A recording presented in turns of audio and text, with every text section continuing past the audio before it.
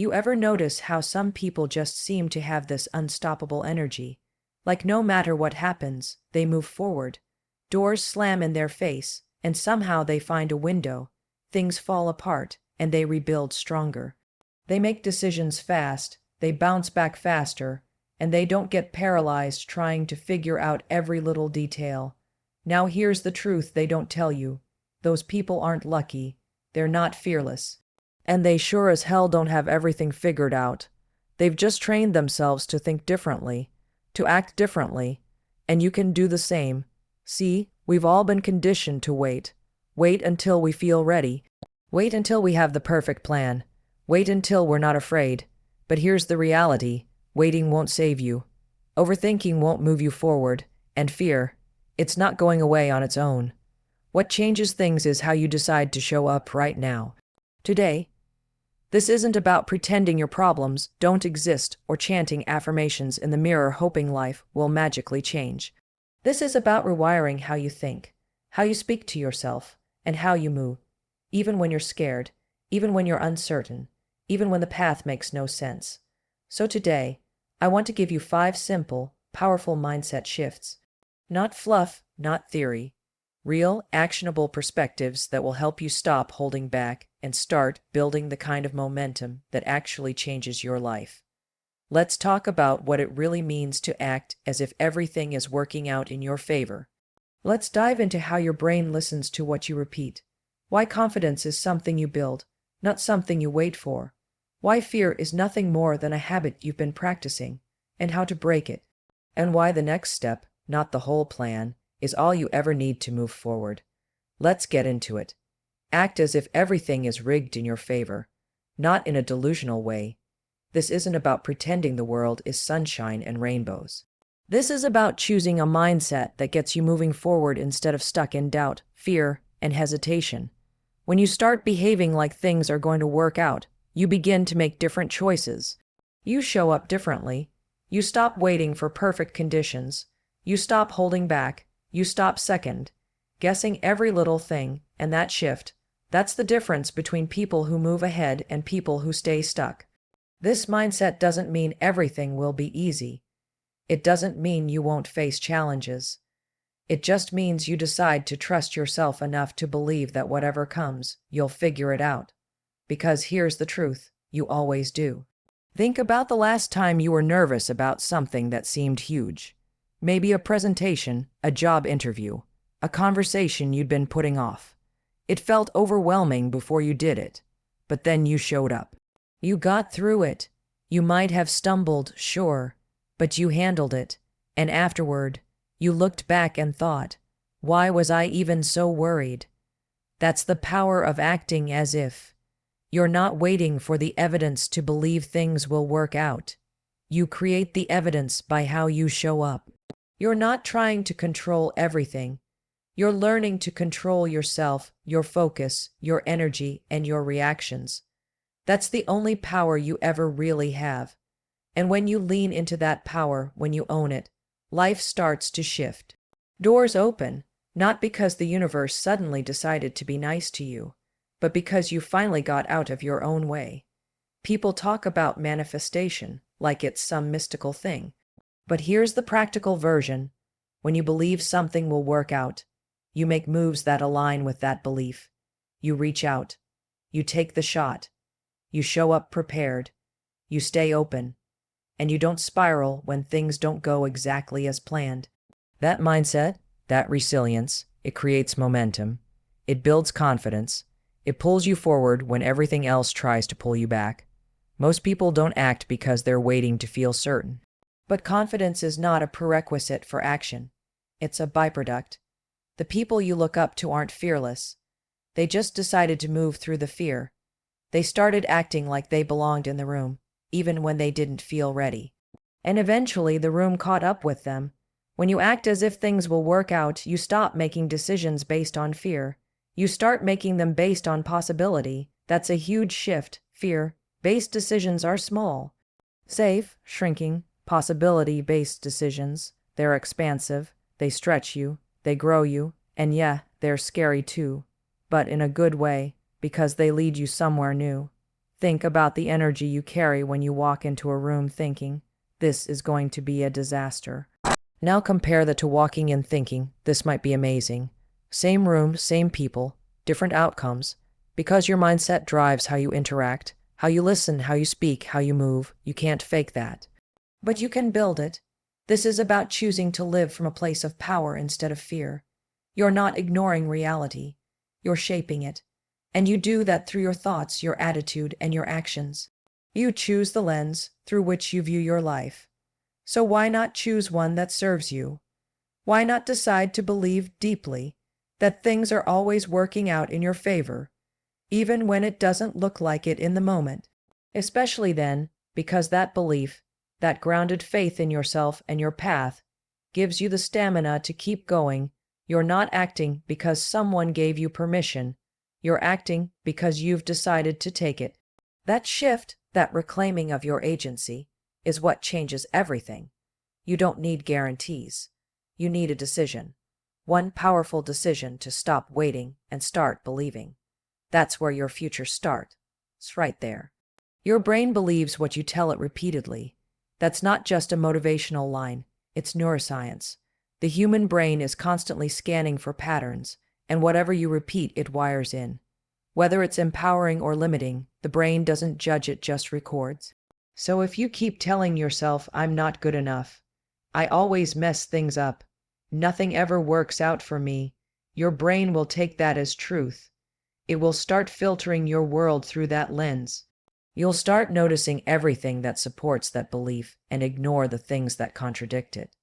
That's how self-fulfilling prophecies are born. Not because the universe is against you, but because your mind is locked into a story that you keep repeating. Now flip it. Imagine what happens when you start saying things like, I figure things out. I always land on my feet. Things are working in my favor even when I can't see it yet. You're not pretending that life is perfect. You're choosing a belief system that empowers you. The brain starts picking up on that, too. Suddenly, you notice more options. You spot opportunities instead of obstacles. You become more resilient, not because your circumstances change, but because your internal dialogue does. The way you speak to yourself matters more than anything anyone else could ever say to you. If your inner voice is tearing you down, nothing on the outside will ever feel like enough. But when that voice becomes supportive, when it starts acting like a coach instead of a critic, everything shifts. That voice is with you 24/7. It's narrating your entire life. And most people never stop to ask, is this voice actually helping me? You've got to take control of that narrative. Start being intentional with the words you use, not just out loud, but in your own mind. Catch the automatic negative thoughts, interrupt them, replace them. It won't feel natural at first. Your brain will resist because it's addicted to the familiar, even if the familiar is painful. But repetition is what rewires those pathways. You don't need to believe the new thoughts at first. You just need to say them again and again, and eventually belief will catch up. This is the foundation of mental resilience. It's not about faking positivity. It's about consciously choosing the thoughts that move you forward. You wouldn't let someone else stand next to you all day and insult you, doubt you, or dismiss your potential. So why let your own thoughts do that? If a friend talked to you the way you sometimes talk to yourself, they wouldn't be your friend for long. What you focus on expands. If you focus on fear, you'll find more fear. If you focus on problems, you'll see more of them. But if you focus on progress, on growth, on possibility, even when things are messy, your mind will start filtering for that instead. You train your brain to work with you, not against you. Think of your mind like a search engine. Type in why I always fail, and it will return a list of reasons, but type in how I can win today, and it starts scanning your experiences and your environment for answers. That's not magic, it's how the reticular activating system in your brain functions. It filters information based on what it thinks is relevant to you, and you decide what's relevant by the thoughts you repeat. It's not about lying to yourself, it's about telling a more helpful truth. Yes, things are hard. Yes, life can be unfair, but you're still capable. You're still in the game. You still have choices. And the more you remind yourself of that, the more power you start to reclaim. This is how people turn their lives around, not with some overnight miracle, but with a decision to change their inner language. Start simple. One powerful thought in the morning, one shift in yourself talk when things go sideways. One moment where you catch yourself spiraling and decide, no, I'm not going there today. It adds up, it compounds, and one day the things you used to say out of force start to feel natural. Because your brain, your body, your identity, all of it, has adapted to this new way of thinking. You've trained it, you've taken the wheel back. We tend to think confidence is something you either have or you don't, like it's a personality trait handed out at birth. That's not true. Confidence isn't something you're born with, it's something you build. And the only way to build it is by doing, not by sitting around thinking about doing, not by planning, analyzing, tweaking, perfecting, doing, taking the step, sending the message, saying yes before you feel ready. That's where real confidence comes from. Confidence is a result, not a requirement. Most people wait until they feel confident before they act. They think they need to get rid of all their fear and self-doubt before they can step into something new. But that's backward. You don't need confidence to start. You need courage, the willingness to move through the discomfort, because every time you take action, especially when it's uncomfortable, you prove to yourself that you can handle it. And that is what creates confidence. It's earned, and it only comes from experience. Think about anything you've ever gotten good at: driving, public speaking, interviews, conversations. The first few times were probably awkward, maybe even terrifying, but the more you did it, the more capable you felt. Not because someone gave you a pep talk, but because you built up a track record. You saw yourself do hard things. You started to trust yourself. That's what confidence is: self-trust. It's the muscle that gets stronger every time you take action in spite of fear. Overthinking is the enemy of confidence. It keeps you stuck in your head, spinning in circles, running through every worst-case scenario, trying to calculate the perfect move. And while you're up there overanalyzing, someone else is out there doing, learning, failing, adjusting, growing. You don't get clarity by thinking. You get it by moving. Action leads to feedback. Feedback leads to growth. Growth leads to confidence. That's the cycle. Waiting until you feel ready is just fear dressed up as logic. Most of the time, that "I just need a little more time" feeling isn't really about preparation. It's about avoidance. It's fear of judgment, fear of failure, fear of not being perfect. But you don't grow from perfect. You grow from messy, imperfect, brave as hell attempts. You grow from starting before you're ready. Think about someone you admire who seems confident. You might think they're just naturally bold or fearless, but if you dig into their story, you'll almost always find the same pattern. They took action when it scared them. They failed. They got back up. They didn't wait for confidence to show up. They created it through action, over and over again. You can do the same. One small action changes everything. It disrupts the pattern. It breaks the loop. The moment you do something you were afraid of, even if it's tiny, you weaken fear's grip on you. And it doesn't have to be dramatic. Send the email, speak up in the meeting, say yes to the opportunity. The courage you show in that one moment plants the seed for future confidence. And the more you repeat it, the more powerful you become. Confidence isn't loud. It's not about dominating a room or faking bravado. Real confidence is quiet. It's grounded. It's the calm knowing that whatever happens, you'll figure it out. And the only way to earn that knowing is by taking action, especially when it's uncomfortable, especially when you're not sure how it's going to turn out. People who succeed aren't fearless. They're just willing to act before they feel ready. They're willing to risk imperfection in exchange for growth. They understand that failure isn't fatal. It's feedback. And they don't see setbacks as proof that they're not good enough. They see them as part of the process of becoming who they want to be. If you want to feel confident, you have to stop waiting. Stop thinking, stop rehearsing life in your head. Start showing up. Start trying. Start building that track record. One small step, then another. That's how confidence is built. Not in theory, not in fantasy, but in motion. Fear doesn't just show up randomly. It's conditioned. It's learned. And just like any habit, the more you feed it, the stronger it gets.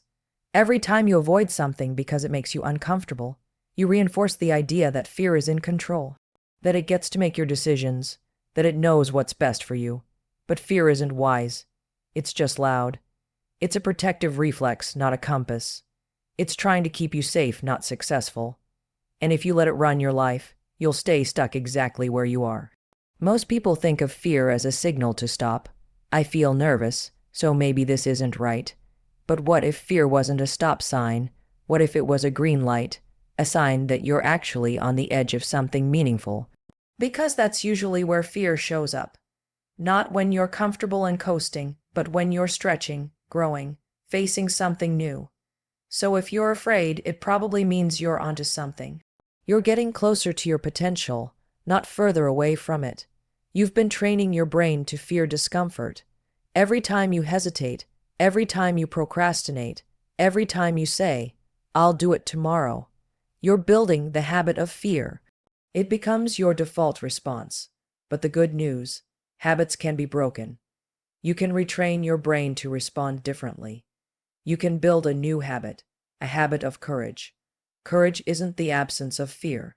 It's action in spite of fear, and just like fear, it gets stronger with practice. Every time you do the thing that scares you, no matter how small, you chip away at fear's power. You prove to yourself that fear doesn't own you. You start creating new associations in your brain. Instead of discomfort equals danger, it becomes discomfort equals growth. That's how you rewire yourself. The first few times are the hardest. The voice in your head will get loud. It'll throw every excuse at you. This isn't the right time. You're not ready. What if you mess it up? And that's when you have a choice.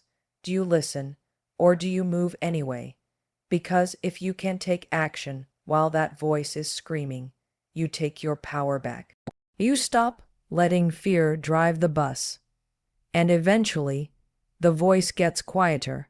Not because the fear disappears, but because you stop giving it authority. Think of all the times fear has held you back, not from danger, but from opportunity, from growth, from joy, from learning something new, from meeting someone incredible, from discovering what you're really capable of. Now imagine what your life would look like if you'd taken action in those moments. That gap, that space between where you are and where you could be, that's the cost of fear. But it doesn't have to be the story going forward. Courage is a decision, a choice you make again and again. It starts with small wins, speaking up, trying something different, saying no, saying yes. Courage compounds. It grows stronger every time you use it. And before long, it becomes your new habit, your default setting. You become someone who acts in the face of fear instead of shrinking from it. Here's the truth. Fear is always going to be there. It's part of being human, but it doesn't have to control you. You don't need to feel fearless to act. You just need to decide that fear isn't the boss of you. You can feel the nerves, the doubt, the uncertainty, and still move forward. That's the real power. That's what separates the people who make it happen from the people who only dream about it. And the more you lean into courage, the more your life opens up. You stop playing small. You stop holding back. You start showing up fully, because you're not waiting to feel ready or certain or safe. You're moving anyway. You're training yourself to be brave, and that changes everything. Fear will knock on your door, sure, but courage is what opens it. We're obsessed with certainty. We want the full plan before we begin. The timeline, the outcomes, the safety net. We want to know exactly how it's all going to play out so we can avoid failure, embarrassment, and risk. But that need for the full picture, it's a trap, because life doesn't work like that. The people who move forward, the ones who make progress, don't have a perfect roadmap. They just take the next step, then the next, and then the one after that. That's how things unfold. The truth is, most of the clarity you're looking for doesn't come before action. It comes from action. You don't get it by sitting still, thinking, over-planning, or talking yourself in circles. You get it by doing something, testing, trying, adjusting, moving. You take one step, you get feedback. Then you use that to figure out the next move. That's the process. You don't build momentum by waiting. You build it by trusting that the next step is enough to start. You don't need to see the mountaintop. You just need to take the next step up the trail. That one shift in mindset can unlock everything. Because suddenly, the pressure drops. You're no longer responsible for having it all figured out. You just need to show up for what's in front of you. One decision, one conversation, 1 hour of focused effort. This mindset makes space for progress without perfection. It gives you permission to move even when you're unsure. And that's important because waiting to feel 100% confident is how dreams die. Most of the time, you won't feel ready. You won't have all the answers, but action doesn't require certainty. It requires commitment. You commit to forward motion even if it's slow, even if it's messy. You don't need the entire staircase. You need one step. That's it. That's how everything big gets built. One brick at a time. That's how people write books, launch businesses, change careers, reinvent themselves. They start. They make the call. They write the page. They send the email, and then they figure out the rest as they go. You're not behind. You're just one step away from being in motion. The fear of the unknown is real, but you can't conquer it by staring at it. You conquer it by walking into it. One small move at a time. That's how the fog clears. That's how confidence builds. That's how you get closer to the future you want. Not by waiting to see it clearly, but by trusting yourself to move toward it anyway. Every time you act on just the next step, you're building trust in yourself. And that trust becomes a foundation. It's how you develop resilience. It's how you stay steady when things get uncertain. Because they will get uncertain. But with every step, you gather evidence that you can keep going, that you can figure it out, that you're not stuck. And when you do this consistently, you start to realize that no one ever really has it all figured out. Everyone is navigating uncertainty. Everyone is adjusting as they go. The difference is, some people keep moving. They stop overthinking the entire journey and focus on what's right in front of them. That's the path to anything worth doing, not a perfect plan, just a next step.